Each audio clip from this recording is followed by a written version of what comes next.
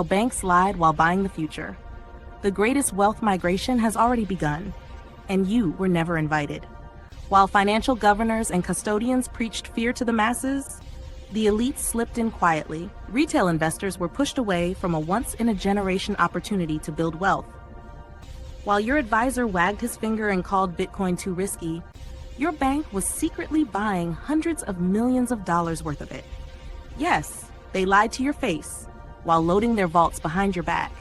But here's the part India was never meant to hear. As global institutions accumulate Bitcoin, the financial gravity shifts. Nations that move slow lose monetary influence. India's 300 lakh crore financial system will not escape this shift. The world is silently migrating from inflation-prone fiat to mathematically limited assets. Bank deception, the quiet Bitcoin grab. Jamie Dimon called Bitcoin a pet rock, and then JP Morgan stuffed itself with IBIT. Goldman Sachs, US Bank, PNC, and Schwab all built full-scale Bitcoin infrastructure in the shadows. And yes, the impact spills into India too. When US banks hold Bitcoin, their balance sheet strength grows faster than Indian banks. This widens the capital power gap.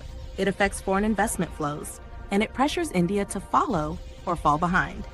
Your retirement money, hijacked quietly, while your advisor told you don't gamble, your pension fund did. Wisconsin, Michigan, Florida, North Carolina, state pensions are quietly plugging into Bitcoin. Meanwhile, in India, the EPFO still locks savers into low-yield debt instruments, while global funds shift into high-performance digital assets. The result? A long-term disparity. Indian retirees earn less, while global retirees grow wealth faster. A silent wealth gap widening every cycle. Harvard, BlackRock, and the new Bitcoin aristocracy.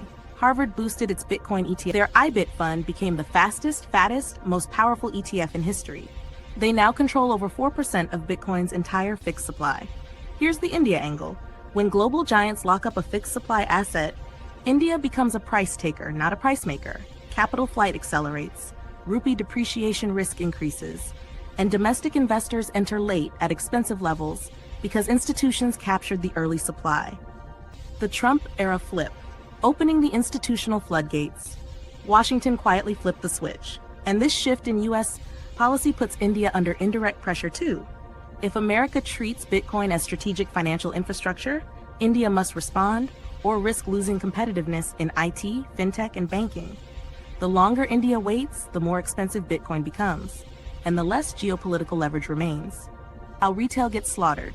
Retail buys the top, institutions buy the crash, and in India, the pattern is even worse, because regulations delay access and investors enter only after the bull run headlines explode.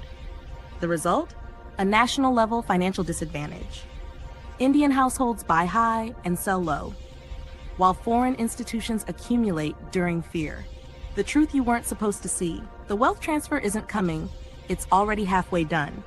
If India doesn't move faster, the middle class will be hit the hardest. Savings locked in FDs at 5 to 6% cannot compete with a global asset compounding at 40% annually for a decade. Your bank moved early, your pension moved quietly, your government moved strategically.